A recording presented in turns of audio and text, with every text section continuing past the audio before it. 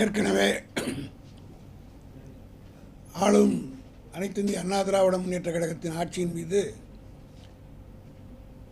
2 முறை ஆளுநரிடத்திலே புகார்களை கொடுத்திருக்கின்றோம். அந்த புகார்களை இதுவரையில் அது மீது என்ன நடவடிக்கை எடுத்தார்கள் என்பது தெரியவில்லை. ஆனால் தேர்தல் நெருங்க இந்த ஆட்சியாளர்கள் புரிந்திருக்கிற பல்வேறு ஊழல்களை எங்களுக்கு பல தகவல் மூலமாக அறிவாலயத்திற்கு வந்து குவிகின்றது. அவற்றிலே ஒன்றை இன்றைக்கு மிக பயங்கரமாக உலகத்திலே இப்படிப்பட்ட ஒரு ஊழல் நடந்திருக்குமா என்று ஆச்சரியப்படக்கூடிய அளவுக்கு ஒரு நிகழ்வு தமிழ்நாடு மின்சார வாரியத்தில் நடைபெற்றிருக்கிறது. அதை குறித்து சிஏஜி என்று சொல்லப்படுகின்ற Indian audit and accounts department, office of the accountant general, economics and revenue sector audit Tamil Nadu, TNEB NPKRR மாளிகை சென்னை 2 என்று அந்த முகவரியிலிருந்து எங்களுக்கு irregular constitution of audit committee என்ற ஒரு தலைப்பின் கீழ் இந்த ஆட்சியாளர்கள் 2011 16ஆம் ஆண்டு வரை மின்சார வாரியத்தில் ஒரு பயங்கரமான ஊழல் நடைபெற்றிருக்கிறது. அதனை எங்களுக்கு தெரியப்படுத்தியிருக்கிறார்கள். அதை நான் ஆங்கிலத்தில் படித்துவிட்டு அப்புறம் நான் உங்களுக்கு தமிழாக்கம் சொல்கின்றேன். The contention of the coal wing that the WUC, அதாவது wagon under clearance wagon unloading charges அப்படின்ற ஒன்று WUC or volume based work was also dismissed by the internal audit by observing that if WUC was volume based, then the port should have collected the same on per MT, that is per ton, metric ton basis, but VPT, Visakhapatnam Port Trust, was collecting labor charges with levy for the number of labor supplied for unloading work. It may be noted that the contractor paid, that the contractor paid rupees 236.57 crores to Visakhapatnam Port Trust, whereas Tamil Nadu TNGEDCO, Tamil Nadu Electricity Board, reimbursed 1,264.49, resulting in the reimbursement of 1,226.64 crores to the contractor without documentary evidence during 2011-16. Interestingly, the coal wing justified the reimbursement of exorbitant salary of 12,058 rupees per day per private coolie unskilled worker deployed by the contractor for manual unloading of coal from railway wagons to VPT. Finally, the board internal audit branch had to drop its audit objection, citing it has to obey the instruction of the CMD TANGCO. அதாவது என்னென்னா, அந்த வேகன் clearing லோடிங்க்கு வந்து அவன் contractor கேட்குறதே 236 கோடி 57 லட்சம். ஆனால் இவர்களே என்ன சொல்கிறாங்கன்னா, அவருக்கு அந்த கான்ட்ராக்டருக்கு 1267 லட்சத்தி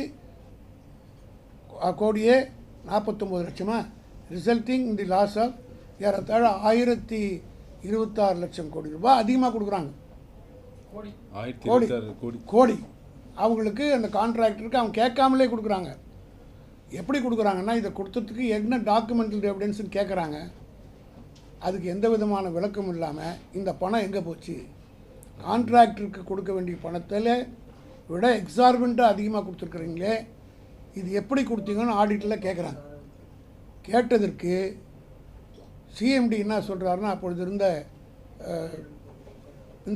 மின்சார வாரியத்தினுடைய சிஎம்டி அதை நீங்கள் கேட்கக்கூடாது அப்படின்னு சொல்லிட்டு ட்ராப் பண்ணுங்கன்னு we obeyed the order of the CMD.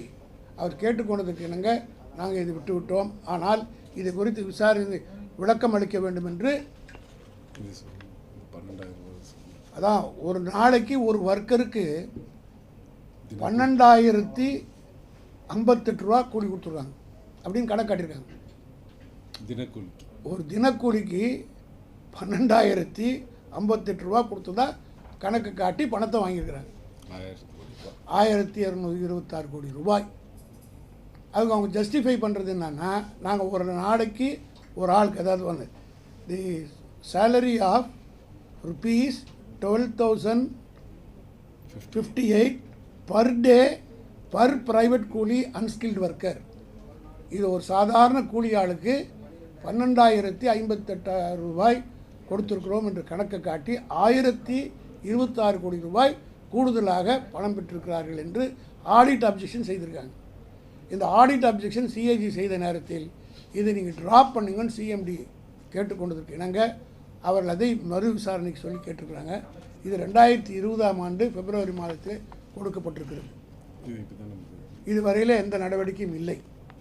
ஆக இது சிஏஜி என்பது தமிழ்நாடு அல்ல, மத்திய அரசினுடைய கையில் இருக்குது. உங்களுக்கெல்லாம் தெரியும் இந்த சிஜேஏஜியால் இந்திய அரசியலில் எவ்வளோ பெரிய பிரச்சனைகள் எல்லாம் வந்தது.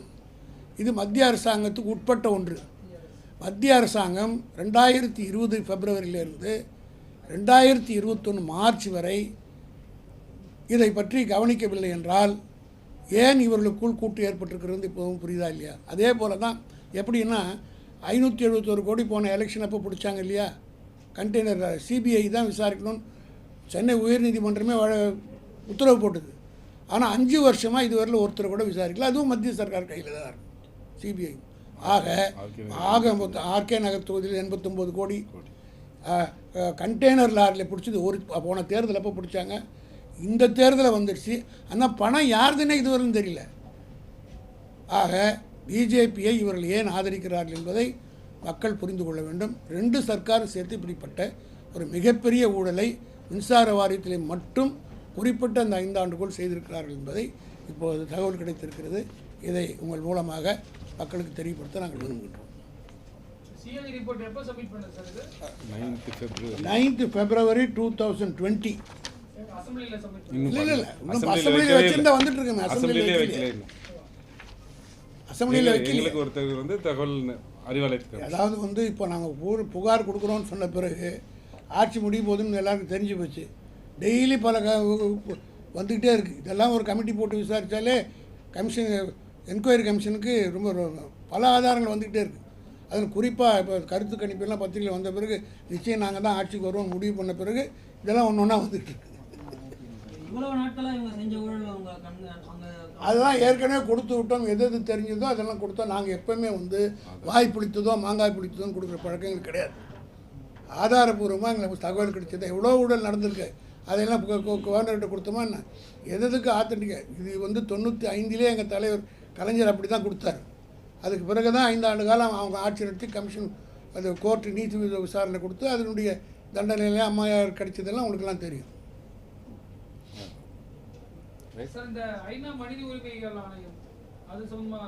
தளபதி எங்கள் தளபதி கண்டிச்சிருக்கிறாரு, வைகோ கண்டிச்சிருக்காரு. எல்லோரும் இந்த சர்க்கார் வந்து முதல்ல இவங்க ஆதரிப்பதாக இருந்ததாக தான் சொல்கிறாங்க. தேர்தலை மனதில் வைத்துக்கொண்டு அவர் வந்து இப்படி இல்லை அப்படி இல்லைன்னு அறிவிட்டதாக பேசிக்கிறாங்க. அதைத்தான் தலைவர் அவர்கள் ஏற்கனவே அப்படி ஒரு செய்தி இலங்கையில் வந்தவுடனே பிரதமர் போய் அதை எதிர்க்கணும், இந்திய அரசாங்கம் எதிர்க்கணும்னு சொல்லி அறிக்கை விட்டவர் எங்கள் தலைவர் தளபதி தான். திமுகவுக்கு வாக்களித்தால் நில அபகரிப்பு அதிகரிக்கும் அப்படின்னு சொல்லிட்டு சிடி ரவி சொல்லியிருக்காரு. கொடைநாட்டில் அபகரிச்சது யார் என்று கோர்ட்டே தீர்ப்பு சொல்லியிருக்கேன். எங்களுக்கு ஒன்றும் தண்டனையும் வரல. இதுவரையில் அந்த சட்டம் போட்டதே தப்புன்னு சொல்லிட்டு சென்னை உயர்நீதிமன்றத்தில் ஸ்ட்ரக் டவுன் பண்ணிட்டாங்களே. ஆனால் அதே நேரத்தில் உச்சநீதிமன்றம் வரை போய் நிலத்தை அபகரித்தவர் யார், அமிர்தாஞ்சம் கட்டு பில்டிங்கை அபகரிக்கணும்னு நினச்சது யார், அப்போது செய்தி வந்ததா இல்லையா? இளையராஜாவனுடைய தம்பி இருக்கிற பேர் கங்கை அம்மனுடைய வீட்டை அபகரித்தது யார்? இப்படி பட்டியல் நீண்டு கொண்டே போக மக்களுக்கும் தெரியும், எல்லாருக்கும் தெரியும். இந்த புகார் வந்து திமுக வோட அடுத்த கட்ட மூவ்னா சார்? நீங்க வேற சட்ட இது ரீதியான மக்கள்கிட்ட சொல்றீங்களா? திரும்ப இது மக்கள்கிட்ட இப்போ சொல்லுவோம். அடுத்த ஆட்சிக்கு வந்த பிறகு தலைவர் வந்து அதுக்குரிய நடவடிக்கை மேற்கொள்வார். திமுக வந்து தேர்தலில் வெற்றி பெறுங்கிற கருத்து கணிப்பு வந்துருச்சு. இருந்தாலும் வாக்கு செலுத்தப்பட்ட நாள்ல இருந்து வாக்கு எண்ணிக்கை நடைபெற நாளுக்கான ஒரு இடைவெளியில அதிகமான நாட்கள் இருக்கு சார். 28 நாள் இருக்கு. இப்போ அந்த இடைப்பட்ட நாள்ல சென்ட்ரல் கவர்மெண்ட் வந்து இப்போ அதிமுகவுக்கு, பிஜேபி வந்து அதிமுகவுக்கு சப்போர்ட்டா இருக்கிறதுனால வாக்கு பெட்டிகள்ல முறைகேடு நடக்கும் அப்படிங்கிற எண்ணம் மக்கள் அளவுல கண்டிப்பா பரவலா இருக்கு. அதான் திமுக நாங்களும் விழிப்பாக இருக்கோம். நாங்களும் விழிப்பாக இருக்கிறோம். தேர்தல் நீதிமன்றத்தை ஆணையம் நாடுவதும் நியாயமாக நடக்கும் என்று. தேர்தல் ஆணையம் நியாயமாக நடக்கும் என்ற நம்பிக்கை இருக்கிறதுனால தான் போனோம். அது அன்னில் நீதிமன்றத்திலும் வழக்குகள் அது குறித்து இப்போ ரிட் பெட்டிஷன் போடுறீங்களா சார்? இந்த அதான் அதுதான் அதுக்காக ஒரு கேட்ட கேள்விக்கு அதான் பதில்.